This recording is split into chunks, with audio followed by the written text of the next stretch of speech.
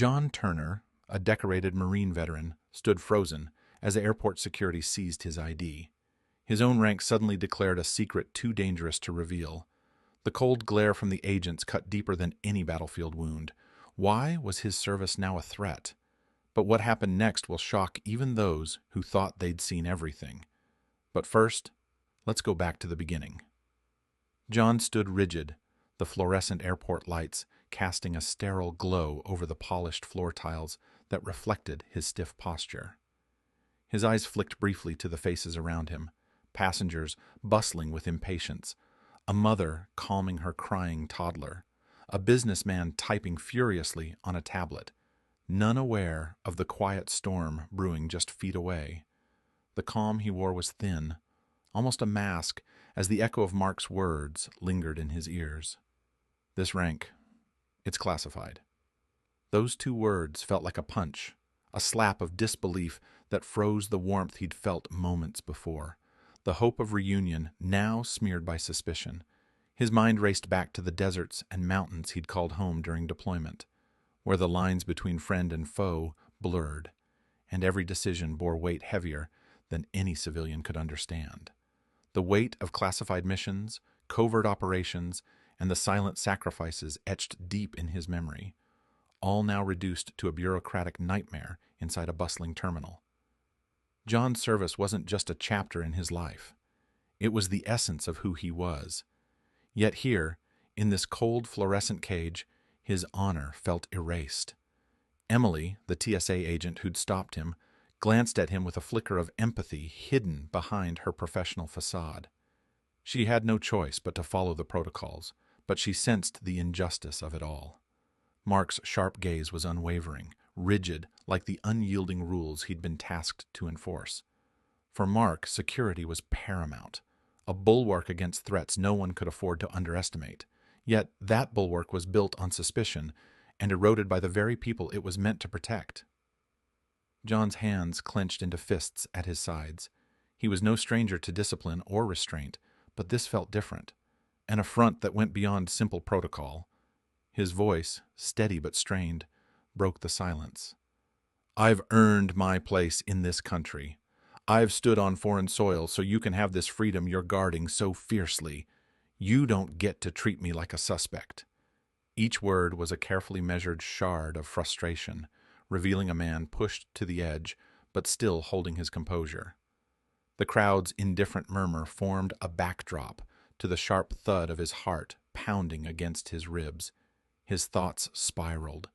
How many veterans faced this daily, stripped of dignity because of red tape and secrets? How many stories of sacrifice went unheard, lost behind the cold eyes of security checks and classified ranks? His anger was a fire smoldering beneath the surface, fueled by the bitter realization that patriotism wasn't a shield here. It was a liability. Emily stepped closer, lowering her voice. "John, I'm sorry. This isn't personal. But we have orders. If it were up to me, I'd let you pass without a second thought." Her words, though meant to comfort, only sharpened the pain of alienation. She was caught between two worlds, duty to her job and the humanity she glimpsed in the man before her. Mark, meanwhile, remained unyielding, his eyes cold with the certainty of enforcement. Procedures are procedures, no exceptions. In his mind, he was the guardian standing between safety and chaos. But in John's eyes, Mark was the face of a system that forgot the faces of the people it was meant to protect. Escorted to a sterile interrogation room, the sounds of the terminal faded behind closed doors, replaced by the harsh buzz of fluorescent lights and the quiet hum of electronic surveillance. John's anger simmered into a deep, brooding silence. This was no longer about pride. It was about identity, about fighting an invisible enemy that questioned his very existence as a patriot. He thought of his family waiting just beyond the terminal walls, the smiles, the hugs, the relief he'd longed for. And yet here he was, trapped in a web of suspicion, woven by secrets he'd once sworn to keep, a hero unseen and unrecognized by the very people he'd sworn to defend. The interrogation room was a crucible of harsh light and chilling silence, where every breath felt measured, every word awaited confession. John Turner sat rigid, the sterile walls closing in around him like the heavy shroud of isolation that had followed him since returning from deployment. The cold, unyielding table before him was a barrier, not just physical, but symbolic, between the man who had bled and fought for his country and the faceless machinery that now questioned his very existence. John's voice was steady but laden with exhaustion as he recounted his service record, the deployments etched deeply into his bones.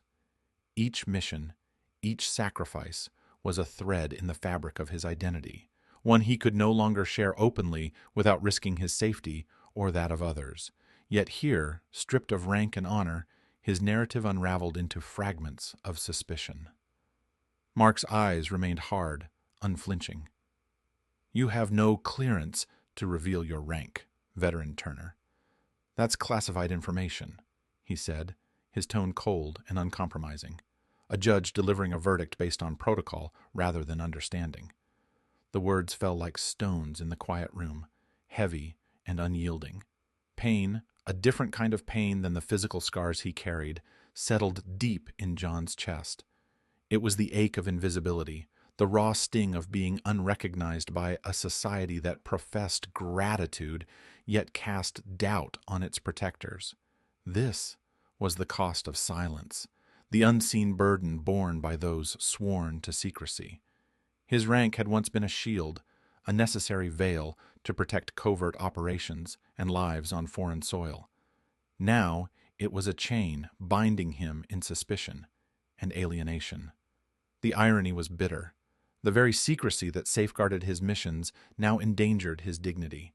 His service, once a source of pride and purpose, had become a cipher to be decoded only by faceless administrators who saw nothing but risk in his identity. The pain was not just personal, it was systemic, a reflection of the gulf between the sacrifices made and the comprehension given.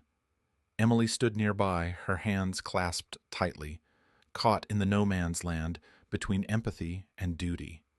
She admired John's calm endurance, the quiet strength in his eyes, but her role demanded compliance with rules that brooked no exceptions.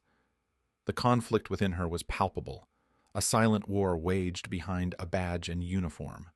She knew the narrative of veterans, the cost they paid in body and soul, yet she was powerless against the ironclad regulations that governed her actions. Mark's rigidity was not born of malice, but of fear, a fear that any breach, any leniency could unravel the fragile fabric of security the system painstakingly maintained. He was a guardian shaped by doctrine, trapped in a role that demanded unyielding adherence to protocol, regardless of the human stories folded beneath. Amid this tense standoff, a flicker of hope emerged, a break in the cold veneer. Lisa Turner appeared, her face flushed with urgency and determination. She carried the weight of a wife's love and a soldier's unyielding support. With resolute calm, she insisted on contacting John's commanding officer. The voice on the other end was firm, authoritative, and unambiguous in its affirmation of John's integrity and the legitimacy of his clearance. The sterile atmosphere shifted imperceptibly, the rigid walls seeming to breathe with newfound possibility. The promises to expedite verification sparked a fragile light in the room's oppressive gloom. John's shoulders, so taut moments before, loosened slightly, the sharp edges of his pain blunting just enough to allow a glimmer of relief. In that moment, the cost of silence still loomed large, but the unseen war hero's story had pierced the cold armor of suspicion, reminding all present that behind every classified rank was a man, a husband, a father, a protector, willing to bear the heaviest burdens in the shadows for the sake of a nation that struggled to recognize him. Hours stretched taut and unforgiving until, finally, the cold grip of suspicion began to loosen its hold on John Turner. The sterile, fluorescent-lit chamber of airport security that had felt like a cage suddenly seemed less oppressive. The weight of countless questions, the grinding machinery of bureaucratic distrust, all began to relent under the undeniable truth of his service. Mark, the very man who had enforced the harsh protocols with rigid severity, stepped forward with a hesitant sincerity that softened the sterile tension. "I'm sorry, John," Mark said quietly, the hard edge in his voice replaced by something almost human. "We're under strict orders. I didn't mean to disrespect your service." The apology hung in the air, a fragile bridge between two worlds locked in conflict, the protector and the scrutinizer. John nodded, his face a canvas of exhaustion and relief. The battle had ended, not on distant soil under foreign skies, but here, in a place meant for reunion and transition. Yet, beneath the surface, the emotional scars that the ordeal had carved remained etched deeply. The toll of being doubted, of having his sacrifices questioned, was a quiet wound no medical chart could record. Emerging from the interrogation room back into the bustling airport terminal, John's eyes immediately found his family. Their smiles, bright, genuine, unwavering, were balm to a spirit bruised but unbroken.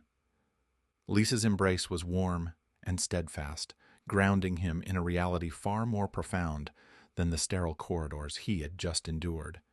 Their children's laughter echoed like a promise, a future unmarred by suspicion. Outside the personal sphere of reunion, the story had already begun to ripple. Reporters, drawn by the injustice faced by a veteran, had captured the tale and thrust it into the public arena.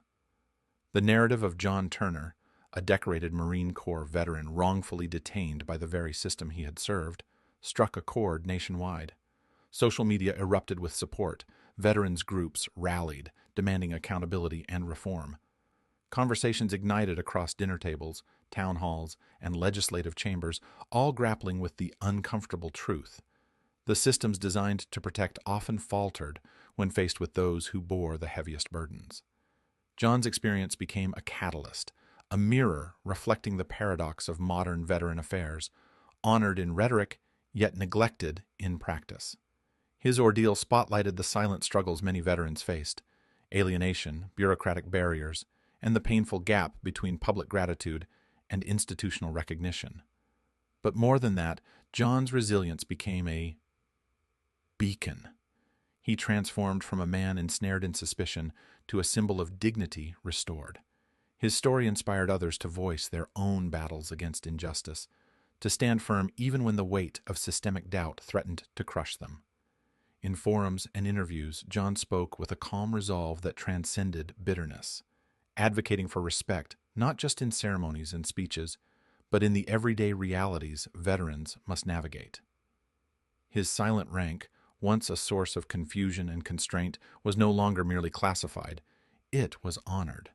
The veil of secrecy that had once threatened to erase his identity now framed it in a new light, a testament to sacrifice, endurance, and the unwavering spirit of those who serve unseen.